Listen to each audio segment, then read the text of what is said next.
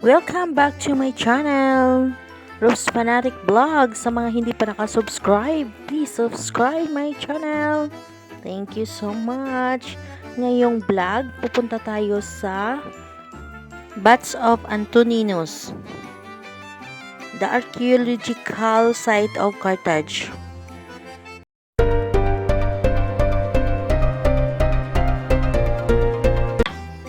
Ayan guys, we are almost here. This is the second na pupuntahan natin guys na archaeological site ng Carthage. Ito ang kanilang entrance. Papasok na tayo. This place is truly incredible. Built by Hadrian before he got sent to Britannia. Ang ganda ng dates.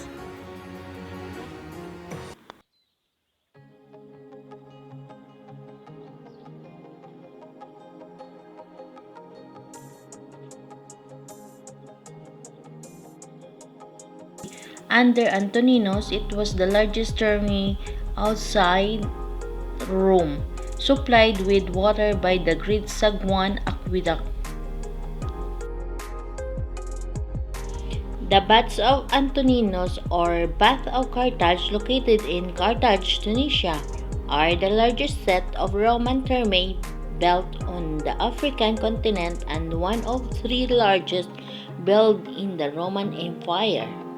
The baths are also the only remaining thermae of Carthage that dates back to the Roman Empire's era.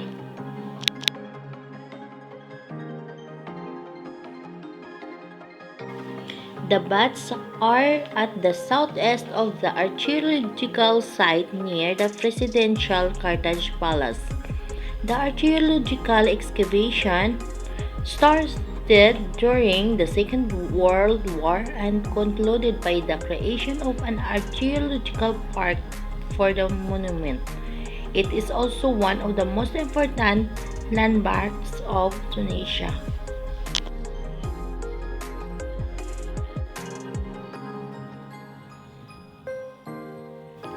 The Antoninus baths, originally built from 145 to 165 AD, primarily during the reigns of the Roman Emperor Antoninus Pius. The Antoninus baths were among the largest baths to be built in the Roman world and were the largest such complex in North Africa.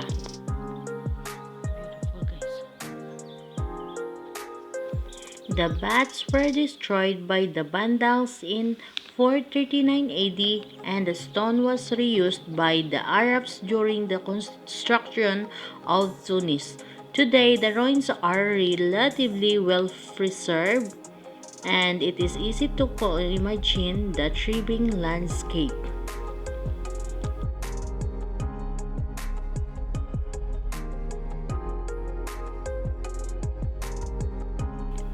Roman baths were designed for bathing and relaxing and were a common feature of cities throughout the Roman Empire. Baths included a wide diversity of rooms with different temperatures, as well as swimming pools and places to read, relax, and socialize.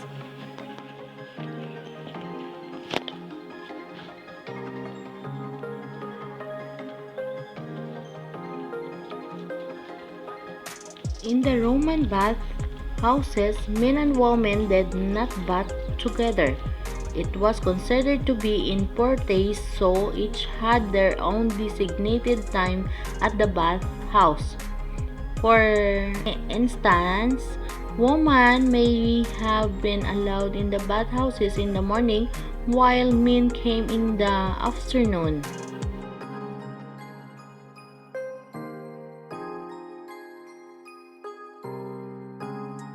Roman baths were beautifully decorated. Inside, there were lots of beautiful statues and fountains.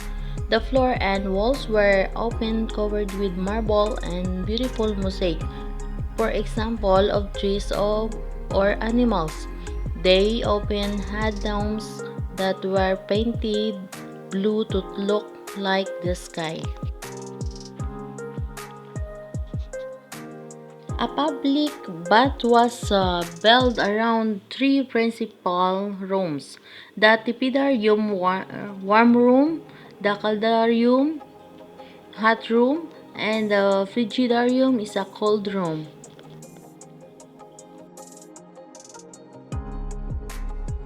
The main purpose of the baths was a way for the Romans to get clean.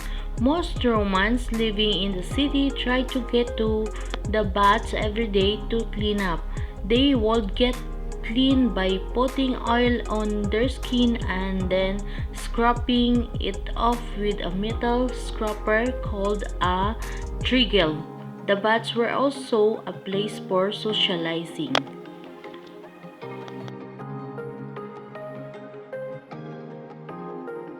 The baths were destroyed by the Vandals, doing what they did best in AD 439, and the stone was reused by the Arabs during the construction of Tunis.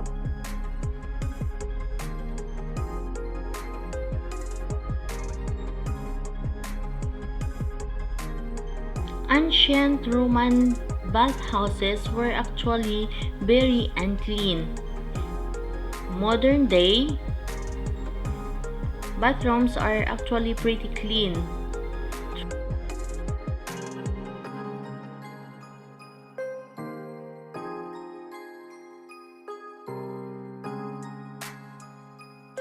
This place truly impressive Roman baths, which can give a glimpse on the size and power of the Roman Empire.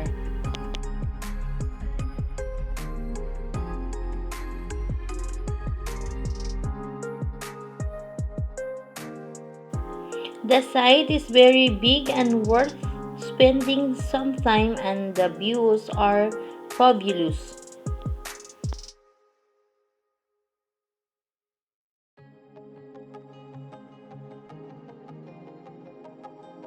Walking inside, you must imagine its importance in the Roman Empire. Nearly 2 millennia old bath of Antoninus form parts of the Carthage World Heritage Site. Preserved sculpture, stone carving in Latin, and giant pillars will have you contemplating the complex construction while enjoying the scenic seaside views.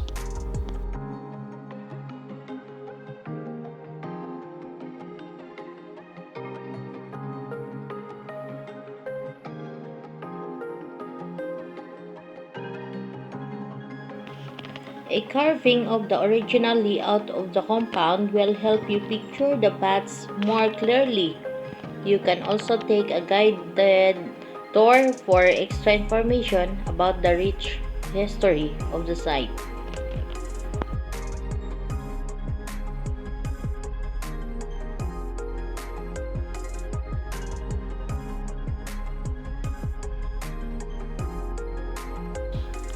There is not a whole lot of restoration work here, and many ruins are partial walls and arches, but still very worthwhile to see all this Roman architecture in its seaside setting.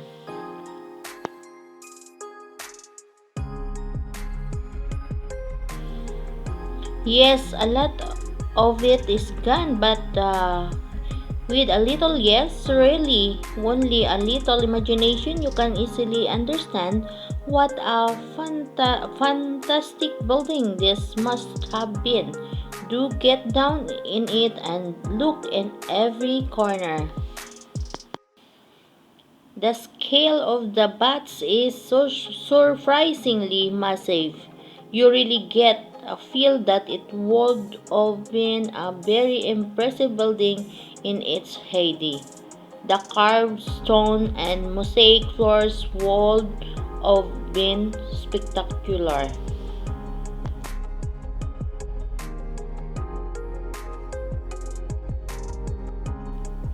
I found this the best of the Carthage ruins we visited. There was a diagram of the original building so it was easy to imagine how it used to be.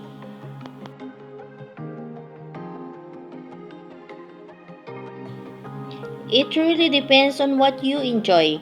As a person who enjoys history, the fact that you can stand in the middle of history over 1000 years old is incredible. To stand on the top of one of the buildings and look over all the ruins and the sea is awesome. I was blown away.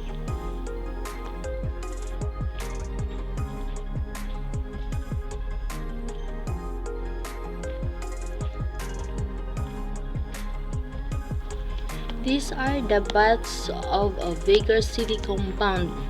Large site and takes you about an hour or two to walk around.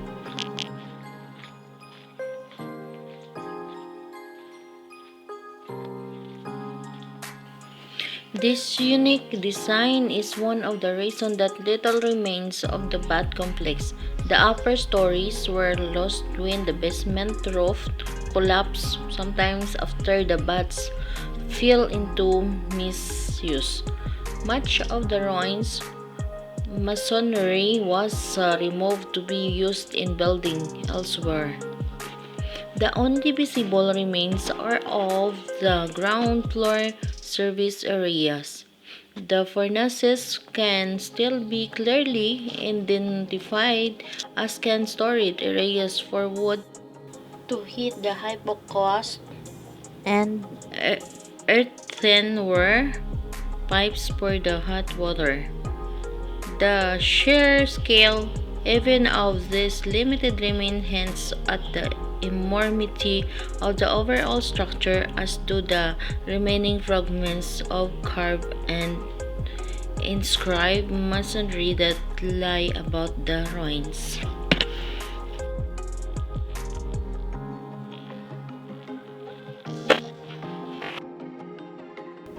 These thermal baths are the largest in Africa, 17,850 square meter and 19,711 square meter if one takes into account the rooms open to the public but located on the lower level and mainly are marked for services.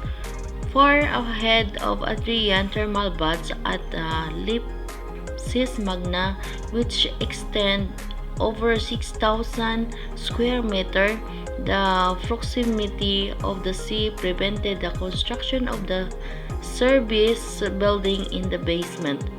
This, the only one still visible on the site, occupied the ground floor and were in comparison to 2,000 years ago.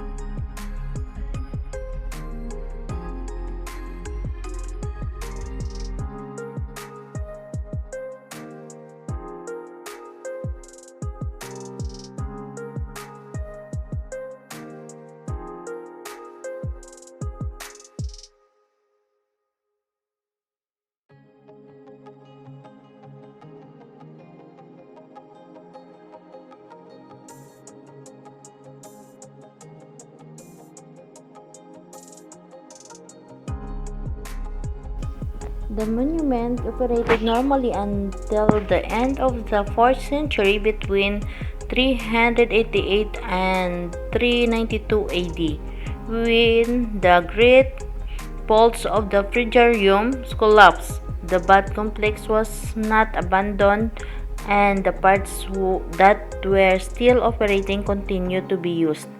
The collapse of the bolts of the large caldarium in the 5th century led to the beginning of the bath's demise and the installation of a ceramic workshop on the ground floor. The turning points occurred probably when the last Vandal kings destroyed the Carthage aqueduct, thus reprieving the monument of the water required for its proper operation.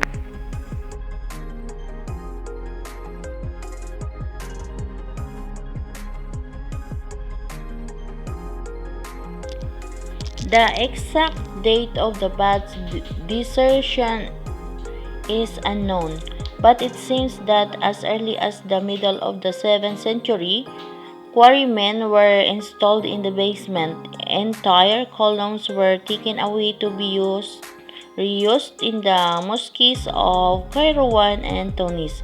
The marble and the granite were loaded into boats and sometimes exported far away to Turkey or Italy. In particular, the Cathedral of Pisa is said to have been partially built with Carthaginian materials.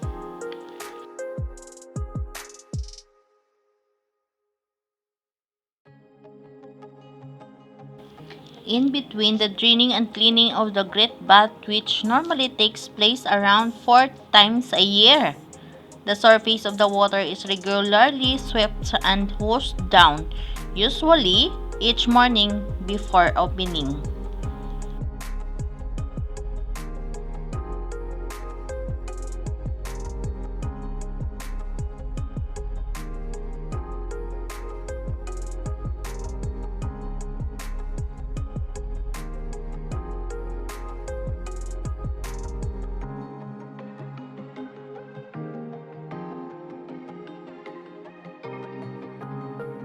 Today, the baths parts of the archaeological site of Carthage on the list of World Heritage Sites of UNESCO. On February 17, 2012, the Tunisian government proposed the Roman hydraulic complex Agwan Carthage that the baths are part of as a future World Heritage.